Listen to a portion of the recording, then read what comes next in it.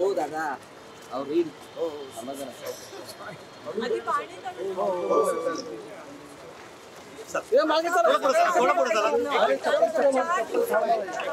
चप्पल माझं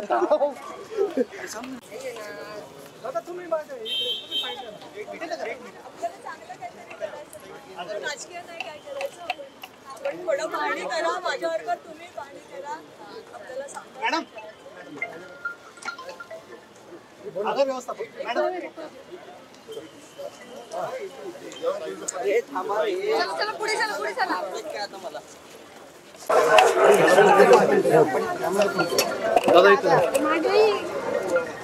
दादा बोल ना 2 मिनिट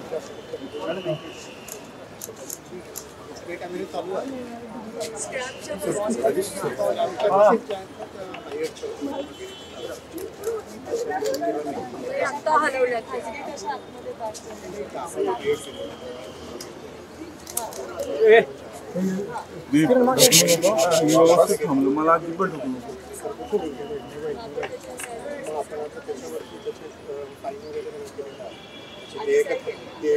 थांबला तरी किती खर्च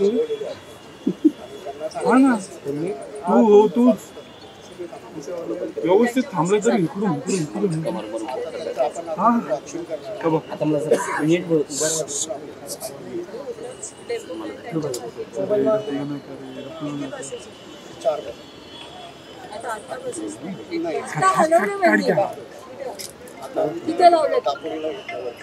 काय पलीकडे इथं कॉपरेट ढकलले मी मागायला काय सांगायचं आपल्याच राज्यात आपण मागे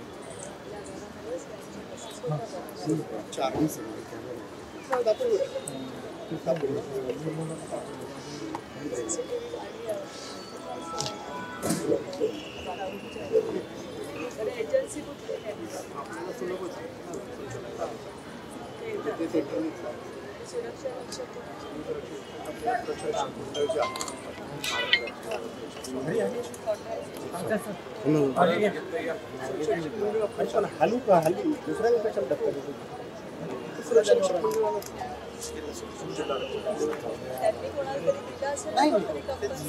सागर करायचं का मला माहिती करतो बाकी सगळं माहिती असं जरी सांगितलं तरी मला माहिती आहे काय वहिनी गेले 4-5 वर्ष चालू आहे काय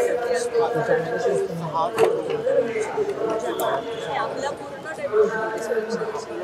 इकडे घ्या साईडला लावा नाही का चला साईडला सगळे मागे चला सगळे मागे बाईटला या सगळे मागे चला थोडं मागे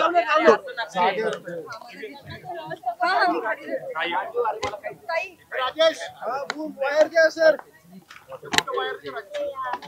सोडा बरं राजा सर कुठे आहेत राजा सर कुठे थोडं मागे थोडंसं मागे आहे सगळे मागे ना सब मागे ओके खाली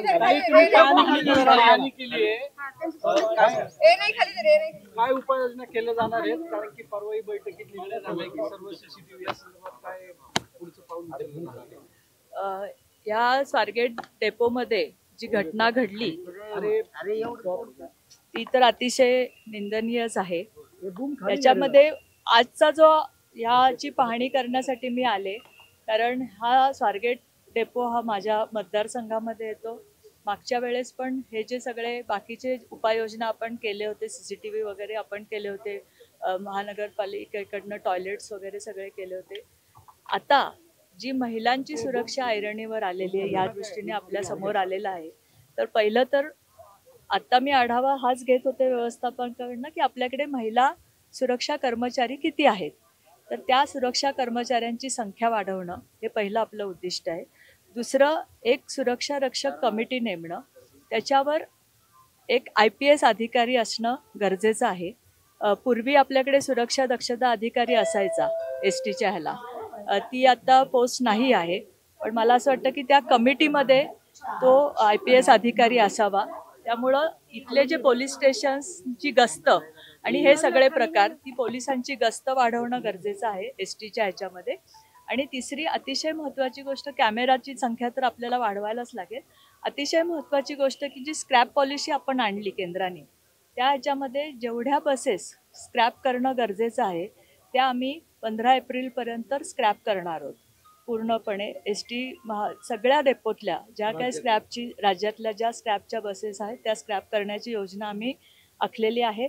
ही दक्षता कमिटी आम्ही करणार आहोत. आणि महिला सुरक्षा कर्मचारी, दुसरी गोष्ट, आगारामध्ये व्यवस्थापकाची राहायची सोय असली पाहिजे आणि व्यवस्थापकांनी तिथे कंपल्सरी राहिलं पाहिजे.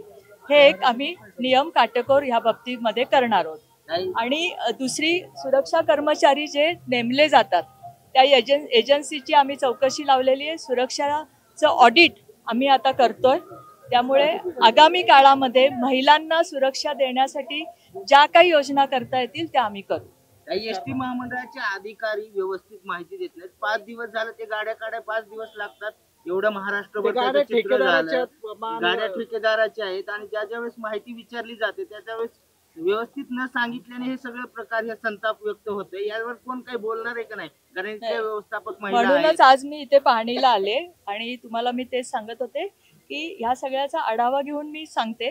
कारण ह्या ज्या भाडेतत्वावर आपण ज्या बसेस घेतल्या आहेत त्या बसेस स्क्रॅपच्या ह्याच्यामध्ये इथे होत्या. हे आत्ता व्यवस्थापकांनी आम्हाला सांगितलं की आता आम्ही स्क्रॅप पॉलिसीमध्ये ज्या पण अशा गोष्टी आहेत त्या जे बसेस आम्ही स्क्रॅप करणार आहोत हे तुम्हाला मी आधीच सांगितलं. त्यामुळे आता या घटनेचं गांभीर्य लक्षात घेता पुढच्या योजना महिलांच्या सुरक्षेच्या दृष्टीने 100% केल्या जातात.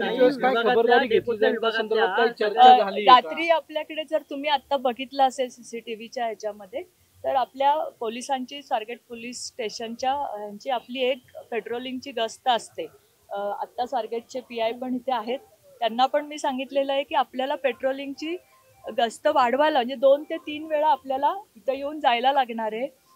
तर ती संख्या पण आपण वाढवू की पेट्रोलिंग जास्त प्रमाणामध्ये रात्रीचं होईल इथे. नाही, पण डेपोमध्ये अनेक ठिकाणी लाईटचा प्रॉब्लेम आहे. बरेचसे लाईट नसतात, बंद केले जातात.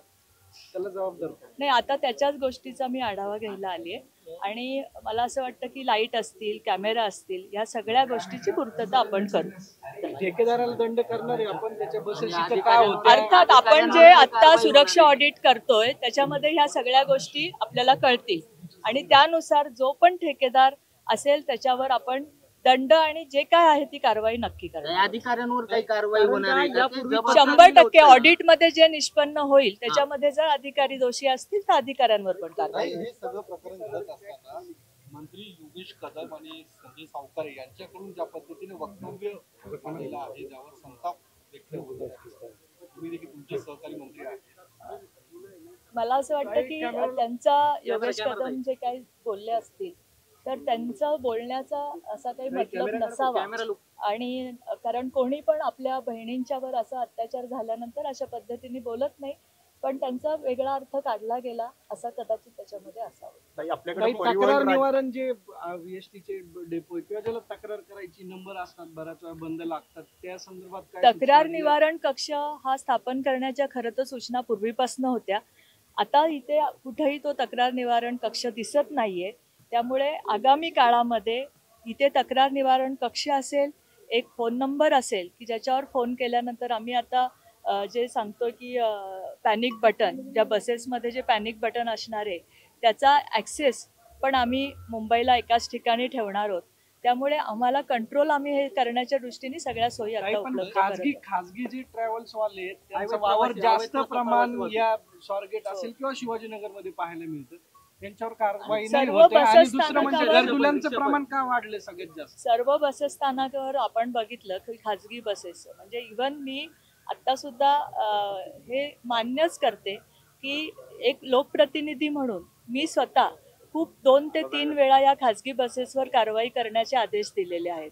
आणि आत्ता आमचा आढावा त्याच्याचसाठी आहे की ज्या पद्धतीने आपण आदेश देतो आणि खाली त्याचं इम्प्लिमेंटेशन होत नसेल तर 100% त्या लोकांवर, त्या अधिकाऱ्यांवर जे असतील जबाबदार त्यांच्यावर कारवाई करण्यात. या स्वारगेट बस स्थानकाच्या आगार प्रमुखांकडनं या बस स्थानकाला सुरक्षा मिळावी यासाठी स्वारगेट पोलीस स्टेशनशी वेळोवेळी पत्रव्यवहार करण्यात आलेले आहेत. कुठेतरी या पत्रव्यवहारांकडे दुर्लक्ष करण्यात आल्याचं दिसतंय. मी आणि आता त्यामुळे जो ही घटना घडलेली आहे. बैठकीमध्ये आढावा घेईल त्याच्यामध्ये ते पण हा मुद्दा मला काल पण पत्रकारांनी सांगितला, तर त्याबाबतचा पण मी आढावा घेऊन मी बघते की का नाही कारवाई झालेली त्या पत्रात. काही पण यापूर्वी अशा घटना घडलेल्या आहेत. मोबाईल वार असेल, सगळ्यात जास्त म्हणजे गरजुल्यांचं प्रमाण वाढते. त्याला वचक ठेवण्यासाठी काय करणार? नाही, याच्यामध्येच अवैध धंदे जे एसटी स्टँड मधले असतील, गर्दुल्यांचं प्रमाण असेल, याच्यासाठी पोलिसांचं पेट्रोलिंग वाढणं गरजेचं आहे आणि ते पेट्रोलिंग वाढावं यासाठीची पण कारवाई केली जर का त्या शिवशाही बसचा दरवाजा लॉक असता तर हा घटना घडलीच नसते. अभाव मेंटेनन्सचा 90% शिवशाही बसेसचे दरवाजे लॉक होत नाहीत, झाले ऑटोमॅटिक लॉक, तर एअर प्रेशर कमी होतं आणि नंतर ते आपोआप उघडतात.